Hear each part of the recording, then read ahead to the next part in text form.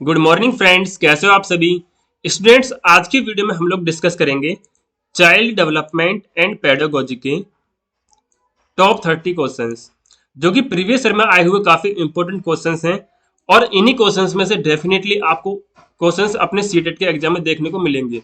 अगर सेम नहीं मिला तो इनसे रिलेटेड कंसेप्ट पर आपको क्वेश्चंस डेफिनेटली देखने को मिलेंगे। तो चलिए स्टूडेंट्स, स्टार्ट करते हैं आज की video.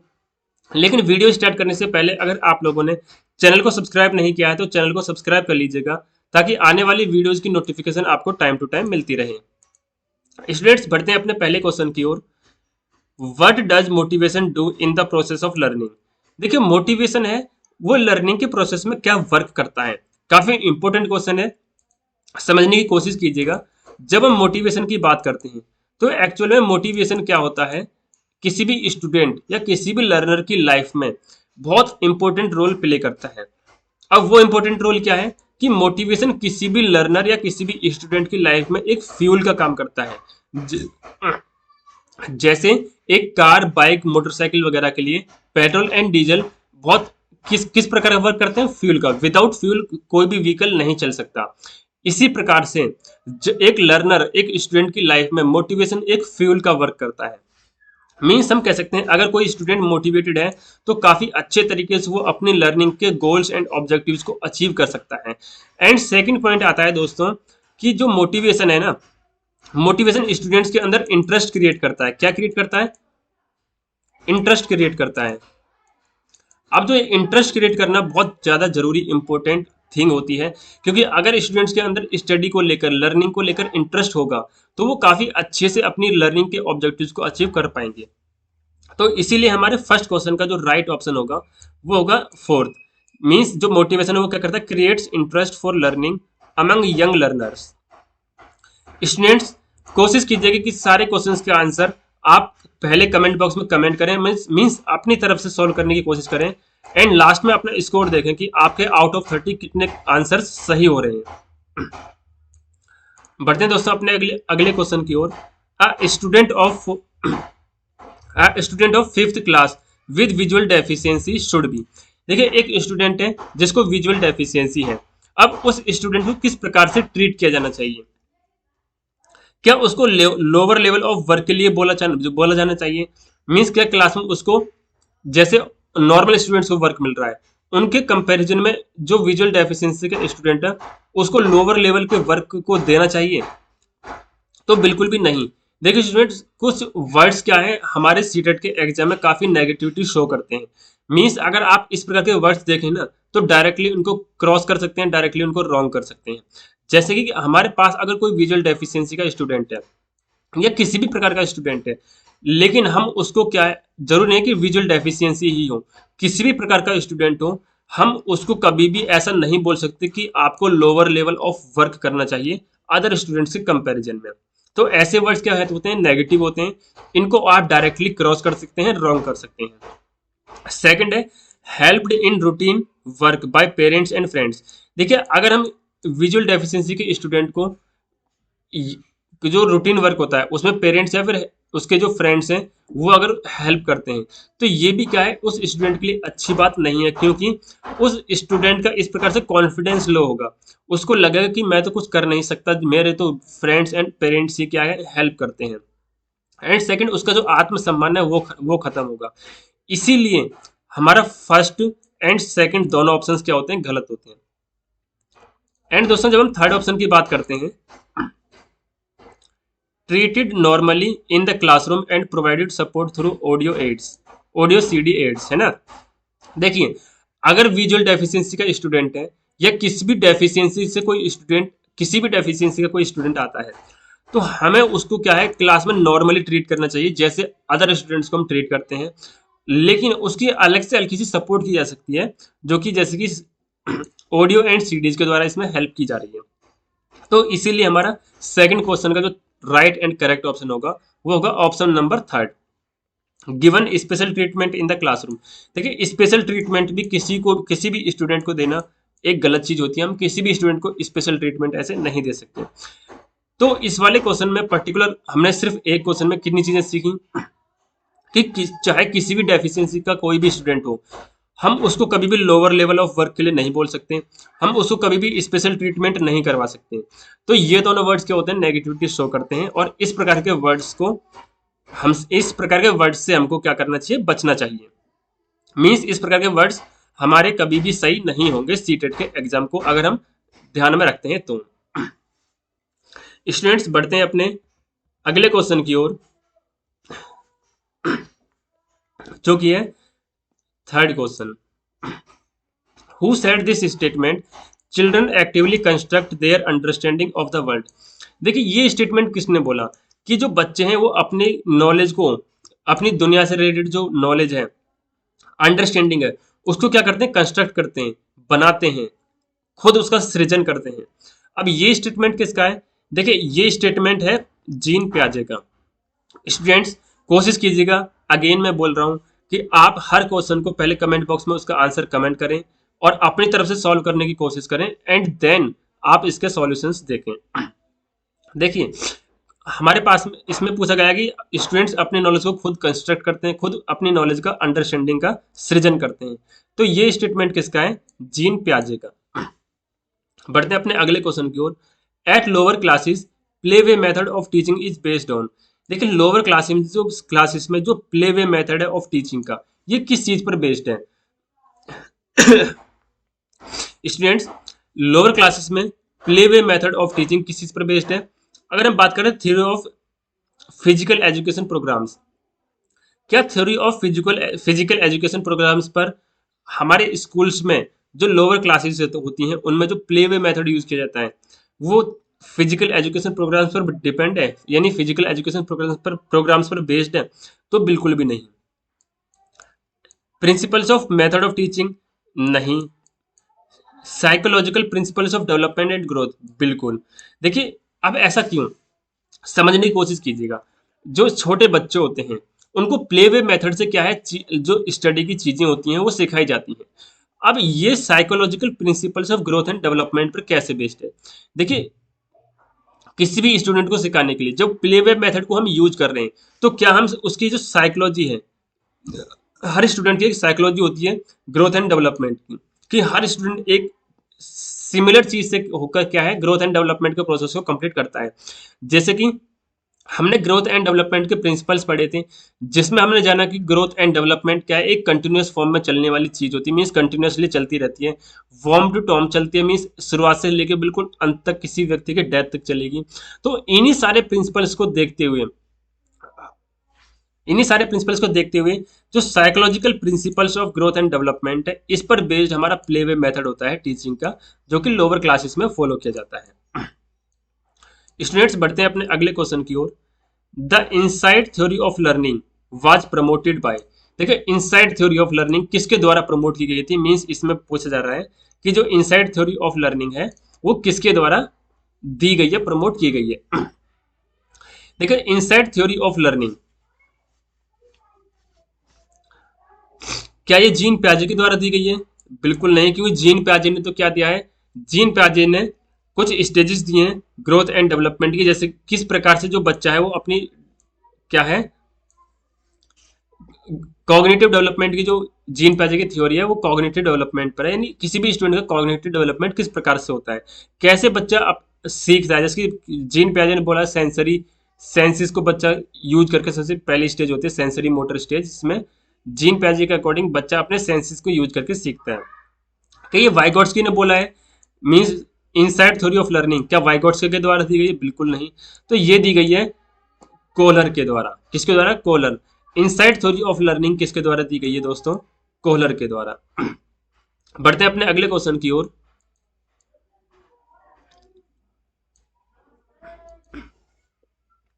Learners display individual differences so a teacher should.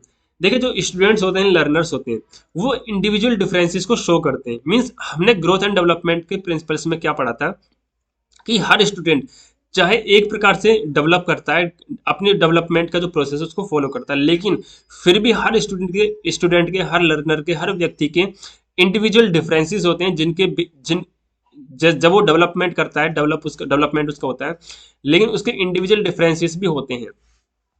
अब हर स्टूडेंट, हर लर्नर क्या है, इंडिविजुअल डिफरेंसेस को शो करता है। तो इस चीज को देखते हुए एक टीचर को क्या करना चाहिए?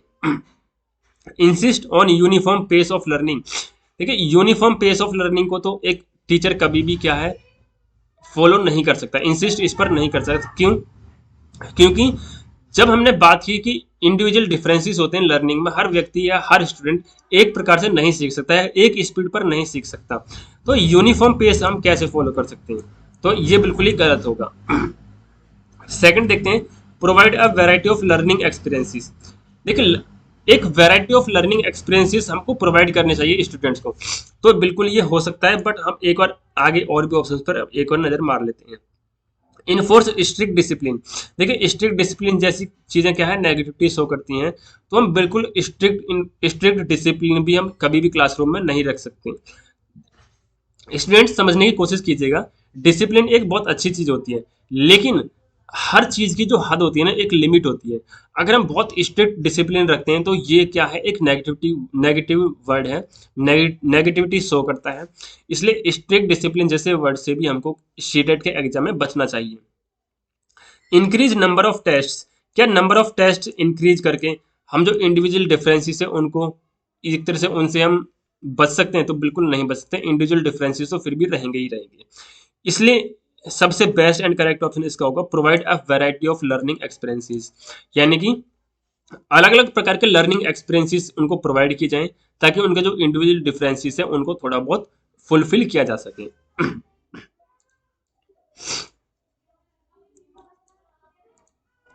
बढ़ते हैं दोस्तों अपने अगले क्वेश्चन की ओर। The problem of drop out in which students leave their schooling in nearly years can be tackled in a better way through. देखिए, ये बहुत बड़ी प्रॉब्लम है इंडिया के स्टूडेंट्स में, या पूरी ऑल ओवर इंडिया की। वो ये है कि स्टूडेंट्स क्या है, ड्रॉप आउट कर देते हैं बहुत अर्ली, बहुत जल्दी अपनी क्लासेस को ड्रॉप आउट करते हैं, स्कूल को ड्रॉप आउट कर देते हैं। तो इस ड्रॉप आउट की प्रॉब्लम को सॉल्व करने के लिए, इस प्रॉब्लम से बचने के लिए हम क्या कर सकते हैं? देखिए, reduction of the weight of curriculum. क्या करिकुलम का जो वेट है, करिकुलम का जो वेटेज है, उसको कम कर कर हम ऐसा कर सकते हैं कि स्टूडेंट्स ड्रॉप आउट स्कूल से ना करें? तो बिल्कुल भी नहीं, इससे कोई खास फर्क नहीं पड़ने वाला। सिंपैथी ऑफ टीचर्स, ये भी नहीं होगा। Attractive environment of the school. क्या स्कूल के इन्वायरमेंट को अट्रैक्टिव बनाकर हम स्कूल जो स्टूडेंट्स के ड्रॉप आउट रेट है उसको कम कर सकते हैं? बिल्कुल नहीं। Encouragement of the students. देखिए, अगर हम स्टूडेंट्स को इनकरेज करते हैं, स्टूडेंट को एक तरह से मोटिवेट करते हैं पढ़ाई के लिए, अपने स्टडी लर्निंग प्रोसेस के लिए, तो ये एक अच्छा बेस्ट एंड अच्छा वे हो सकता है, अच्छा तरीका हो सकता है जो ड्रॉप आउट रेट है उसको रोकने के लिए, उसको कम करने के लिए। तो हमारे 7th क्वेश्चन का सही एंड करेक्ट आंसर होगा option number 4। Which of the following is a feature of progressive education. देखिए, इनमें से कौन सा है जो कि प्रोग्रेसिव एजुकेशन का एक फीचर है? क्या प्रोग्रेसिव एजुकेशन का फीचर ये है कि वो flexible time table and seating arrangement होनी चाहिए? बिल्कुल स्टूडेंट्स। देखिए, प्रोग्रेसिव एजुकेशन एक्चुअल में क्या है? प्रोग्रेसिव एजुकेशन में बोला जाता है, प्रोग्रेसिव एजुकेशन में बोला जाता है कि जो हमारा टाइम टेबल है वो फ्लेक्सिबल होना चाहिए। उसको रिजिड होना बहुत गलत होता है। देखिए, टाइम टेबल कभी भी इतना फिक्स नहीं हो सकता कि हम उसको बिल्कुल completely as it is follow कर सकें, क्योंकि हमारी लाइफ में काफी स्टूडेंट्स, एक सेकंड रुकिएगा।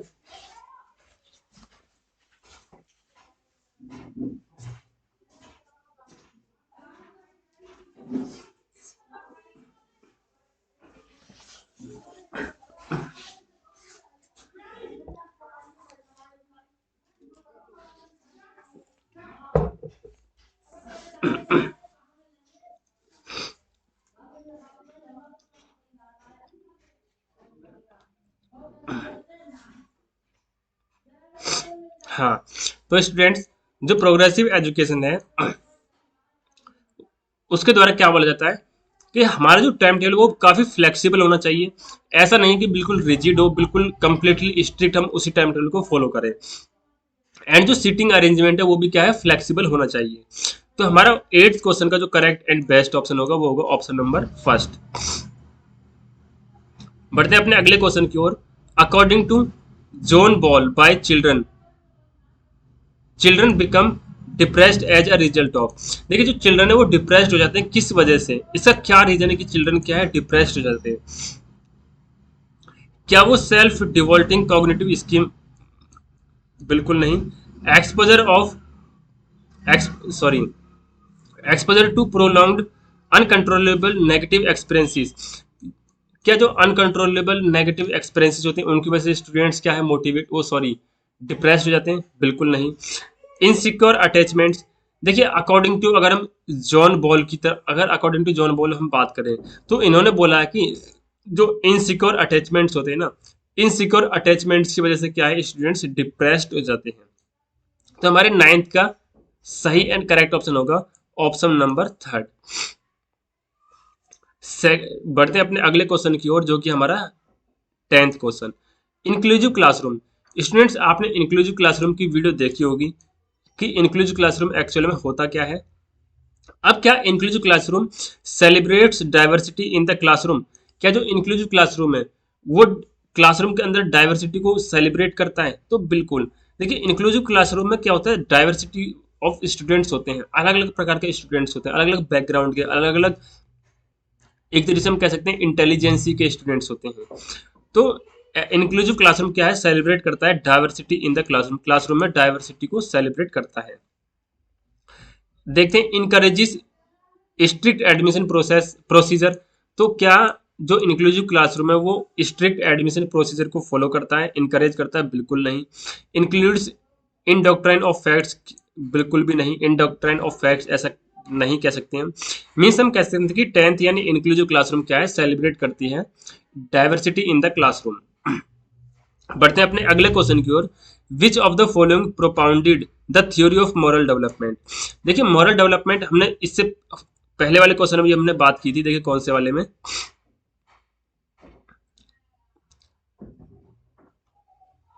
नहीं था, इससे पहले नहीं था, है ना। चलिए कोई नहीं, हम देख लेते हैं। विच of the following propounded the theory of moral development? देखिए मॉरल डेवलपमेंट की थ्योरी किसने दी थी? कोलबर्ग ने। किसने दी थी? कोलबर्ग ने। अब कोलबर्ग के अकॉर्डिंग क्या है, कोलबर्ग ने 3 स्टेजेस दिए, 3 लेवल्स दिए हैं जिनमें टोटल 6 स्टेजेस दिए। लेवल्स कितने हैं 3 एंड स्टेजेस कितनी है 6। अब कौन कौन से लेवल हैं according to Kohlberg? Moral development के लेवल्स क्या है? फर्स्ट लेवल है प्री कन्वेंशनल मॉरलिटी। क्या है? Pre conventional morality. And second level क्या है? Conventional morality. And third level है पोस्ट कन्वेंशनल मॉरलिटी। तो कोलबर्ग के द्वारा दी गई थी थ्योरी ऑफ मॉरल डेवलपमेंट। दोस्तों जब भी बात आए कि थ्योरी ऑफ मॉरल डेवलपमेंट किसके द्वारा दी गई है, तो थ्योरी ऑफ मॉरल डेवलपमेंट दी गई है कोलबर्ग के द्वारा। बढ़ते हैं अपने अगले क्वेश्चन की ओर, which of the following psychologist propounded successful intelligence? देखिए सक्सेसफुल इंटेलिजेंस इनमें से कौन से साइकोलॉजिस्ट हैं जिन्होंने सक्सेसफुल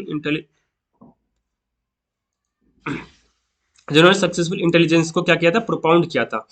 स्टूडेंट्स सक्सेसफुल इंटेलिजेंस इसको प्रोपाउंड करने वाले जो साइकोलॉजिस्ट हैं वो है स्टर्नबर्ग। कौन है? Robert Sternberg. बढ़ते हैं अपने अगले क्वेश्चन की ओर,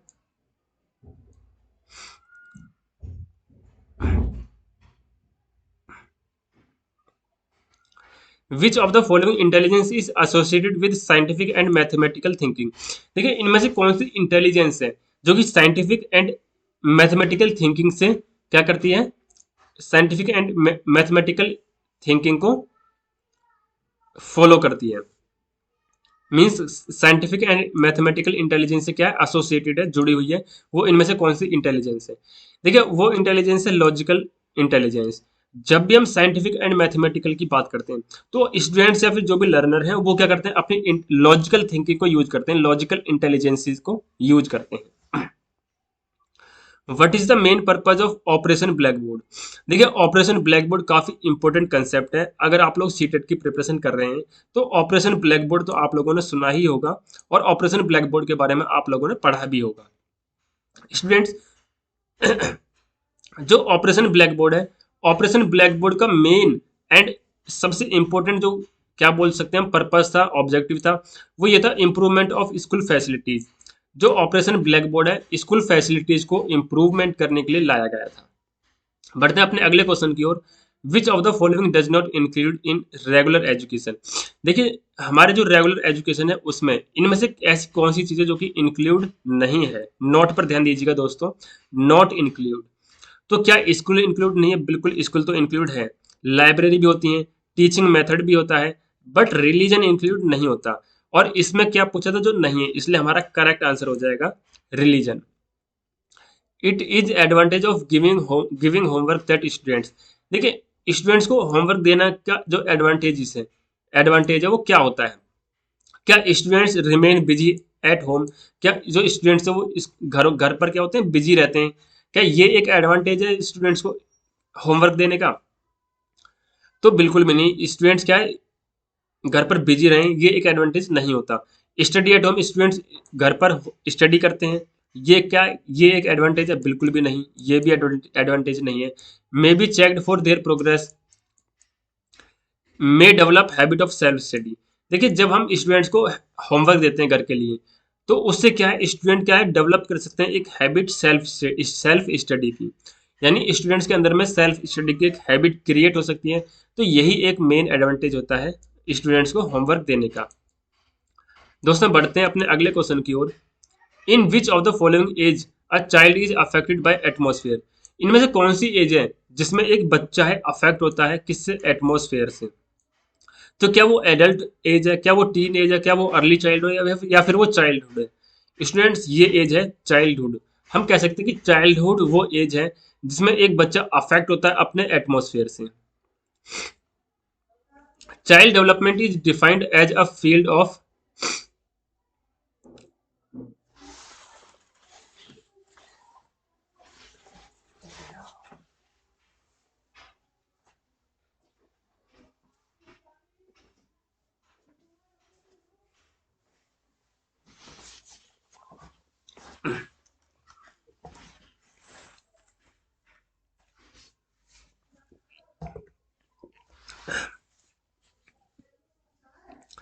child development is defined as a field of study that, देखिए child development is defined as a field of study that.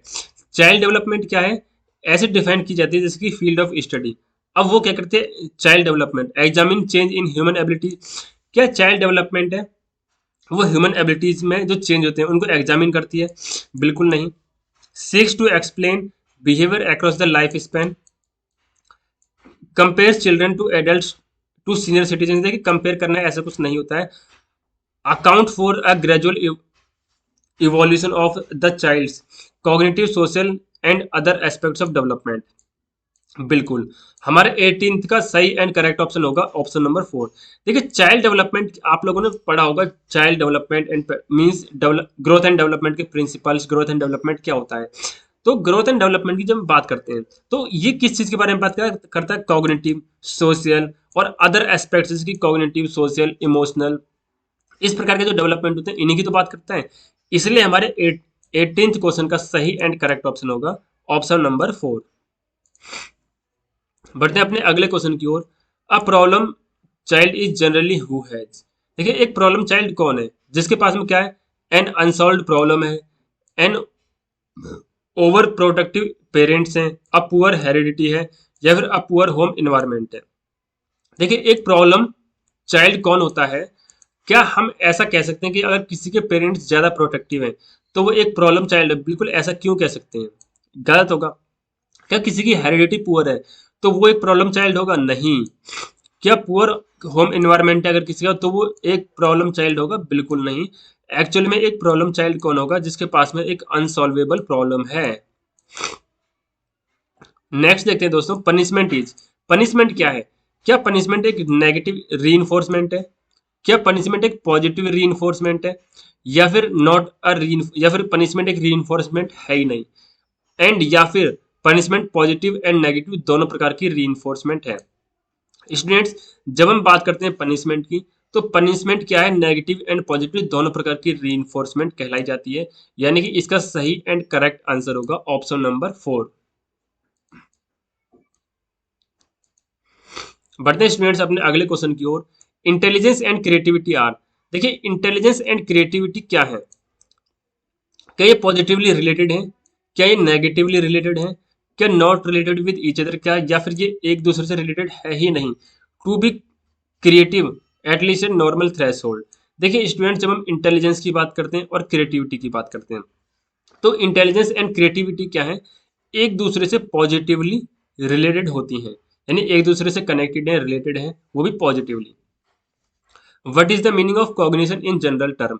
देखिए कॉग्निशन का क्या मतलब होता है, स्टूडेंट समझने की कोशिश कीजिएगा कि कॉग्निशन क्या है। हमारी जो बुद्धि है, हमारी मानसिक क्षमता है, हमारी दिमाग की करने की जो क्षमताएं होती हैं, उसको हम कहते हैं cognition.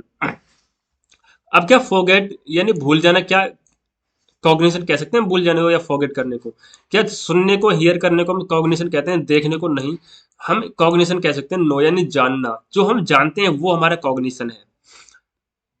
Cognition can produce in any child. ये कॉग्निशन किसी भी चाइल्ड में क्या प्रोड्यूस कर सकता है। फीलिंग ऑफ सक्सेस, क्या कॉग्निशन सक्सेस की फीलिंग को किसी बच्चे के अंदर प्रोड्यूस कर सकता है, बिल्कुल कर सकता है। इसका सही आंसर हो जाएगा फीलिंग ऑफ सक्सेस। देखिए सक्सेस की फीलिंग क्या है, जो कॉग्निशन है वो प्रोड्यूस कर सकता है। फीलिंग ऑफ इंस्पिरेशन, बिल्कुल फीलिंग ऑफ इंस्पिरेशन भी कर सकता है। फीलिंग ऑफ इंटरेस्ट, बिल्कुल। तो इसका ऑल ऑफ द अबव हमारा जो सही एंड करेक्ट आंसर होगा वो होगा ऑप्शन नंबर 4। क्योंकि जो कॉग्निशन है वो किसी भी स्टूडेंट है, किसी भी चाइल्ड के अंदर में सक्सेस, इंटरेस्ट एंड इंस्पिरेशन, इन सभी चीजों की फीलिंग को क्या कर सकता है, वो प्रोड्यूस कर सकता है, एक तरह से जनरेट कर सकता है। तो इसका सही आंसर हो जाएगा option number 4। The current view of childhood assumes that. देखिए चाइल्डहुड का जो करंट व्यू है वो क्या अज्यूम करता है, children are similar to adult in most ways. क्या जो बच्चे हैं वो बहुत सारे तरीकों में बिल्कुल सिमिलर हैं जैसे कि एडल्ट हैं उनके। Children are best treated as young adult, या फिर चिल्ड्रन क्या है बेस्ट ट्रीट किए जाते हैं जैसे यंग एडल्ट की तरह। Childhood is basically a waiting period, या फिर चाइल्डहुड एक वेटिंग पीरियड है। देखिए वेटिंग पीरियड तो हम बिल्कुल ही नहीं कह सकते, क्योंकि अगर हमने चाइल्डहुड को एक वेटिंग पीरियड बोल दिया, इसका मतलब तो हम ये कह रहे हैं कि चाइल्डहुड की कोई इंपॉर्टेंस ही नहीं है, कि चाइल्डहुड में हम सिर्फ अपना एडल्ट होने के लिए वेट कर रहे हैं। बल्कि चाइल्डहुड तो बहुत इंपॉर्टेंट पीरियड होता है जिसमें हमारी ग्रोथ एंड डेवलपमेंट काफी अच्छे तरीके से होती है। हम बहुत सारी चीजें अपने चाइल्डहुड के समय पे सीखते हैं। तो थर्ड ऑप्शन को तो हम बिल्कुल देखते ही गलत कर सकते हैं। Childhood is a unique period of growth and change. हाँ जी स्टूडेंट्स, तो एक्चुअल में क्या है, चाइल्डहुड क्या है, एक यूनिक पीरियड है किस चीज के लिए, ग्रोथ एंड चेंज के लिए। तो हमारा इसका सही एंड करेक्ट आंसर हो जाएगा ऑप्शन नंबर 4। स्टूडेंट बढ़ते हैं अपने अगले क्वेश्चन की ओर। According to Piaget's stage of cognitive development. देखिए प्याजे की कॉग्निटिव डेवलपमेंट की स्टेजेस के अनुसार the sensory motor stage is associated with. जो सेंसरी मोटर स्टेज है वो किस चीज से एसोसिएटेड है। क्या सेंसरी मोटर स्टेज में बच्चा इमिटेशन करता है, मेमोरी एंड मेंटल रिप्रेजेंटेशन करता है, तो बिल्कुल हमारे 25th क्वेश्चन का सही एंड करेक्ट आंसर होगा ऑप्शन नंबर 1, जो कि imitation, memory and mental representation. बढ़ते हैं दोस्तों अपने अगले क्वेश्चन की ओर। The big 5 personality factors in a child psychology are. Students ये क्वेश्चन मैं आपके लिए छोड़ता हूँ, इसका आंसर आपको कमेंट बॉक्स में कमेंट करके बताना है कि इसका एक्चुअल में सही आंसर क्या होगा। वैसे आप लोग सोच रहे होंगे कि काफी डिफिकल्ट दिया है, तो रियल में ये क्वेश्चन क्या है, इस पूरे सेट का सबसे डिफिकल्ट क्वेश्चन है। तो इसीलिए ये क्वेश्चन मैंने आपके लिए छोड़ा है कि आपको देखें कि कितना आता है, या आप अभी तक सीटेट क्लियर करने के लायक आप हैं या फिर नहीं। बढ़ते हैं दोस्तों अपने अगले क्वेश्चन की ओर। Teachers use aid to make learning more. देखिए टीचर्स क्या करते हैं, टीचिंग एड्स यूज करते हैं क्या करने के लिए, क्या लर्निंग को सिंपल बनाने के लिए, लर्निंग को इजी बनाने के लिए, लर्निंग को डल बनाने के लिए, या फिर लर्निंग को इंटरेस्टिंग बनाने के लिए। देखिए लर्निंग को सिंपल, इजी, डल इस प्रकार के बनाने के लिए टीचिंग एड्स यूज नहीं की जाती, बल्कि टीचिंग को एक इंटरेस्टिंग बनाने के लिए टीचिंग एड्स यूज करता है एक टीचर।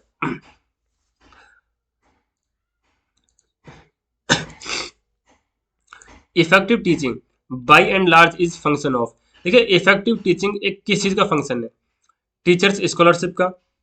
क्या जो इफेक्टिव टीचिंग है वो किस चीज का क्या है, एक फंक्शन है। टीचर्स स्कॉलरशिप का, टीचर्स ऑनेस्टी का, t, teachers making students learn and understand, teachers linking teachers liking for the job of teaching. देखिए इफेक्टिव टीचिंग है इसका सही एंड करेक्ट आंसर होगा ऑप्शन नंबर 3। बढ़ते हैं अपने अगले क्वेश्चन की ओर। Which of the following is a better way of teaching? इनमें से टीचिंग का कौन सा है जो कि एक बेटर वे है? विच of the following is better way of teaching? क्या परसुएड करना एक बेटर वे है? क्या टू रेज अ क्वेश्चन करना, ब्लैक बोर्ड राइटिंग करना? देखिए बिल्कुल, परसुएड करना, क्वेश्चन रेज करना, ब्लैक बोर्ड राइटिंग करना, ये सारे क्या है, बेटर वे होते हैं टीचिंग के। तो इसका सही एंड करेक्ट आंसर हो जाएगा स्टूडेंट्स ऑप्शन नंबर 4, यानी ऑल ऑफ दीज। बढ़ते हैं अपने आज के लास्ट क्वेश्चन की ओर, और इसी के साथ में हमारे आज के टॉप 30 क्वेश्चंस कवर हो जाएंगे, जिसमें हमने काफी इंपॉर्टेंट चीज आज के सेशन में सीखी। देखिए, learning which involve motor organ is called. वो लर्निंग जो कि मोटर ऑर्गन को इन्वॉल्व करती है वो क्या कहलाती है? क्या वो सेंसरी लर्निंग कहलाती है? क्या वो वर्बल लर्निंग कहलाती है? क्या वो लर्निंग कौन सी मोटर लर्निंग कहलाती है? Sensory motor learning. तो इसका सही एंड करेक्ट आंसर हो जाएगा दोस्तों 30 क्वेश्चन का, वो है ऑप्शन नंबर 2, मोटर लर्निंग। तो स्टूडेंट्स, ये थी हमारी आज की वीडियो, जिसमें हमने काफी डिटेल्स में काफी 30 क्वेश्चंस को डिटेल में डिस्कस किया है, और आज के ही पर्टिकुलर सेशन से हम लोग को काफी कुछ सीखने को मिला होगा। तो स्टूडेंट्स, अगर आपको ऐसी वीडियोस डेली बेसिस पर चाहिए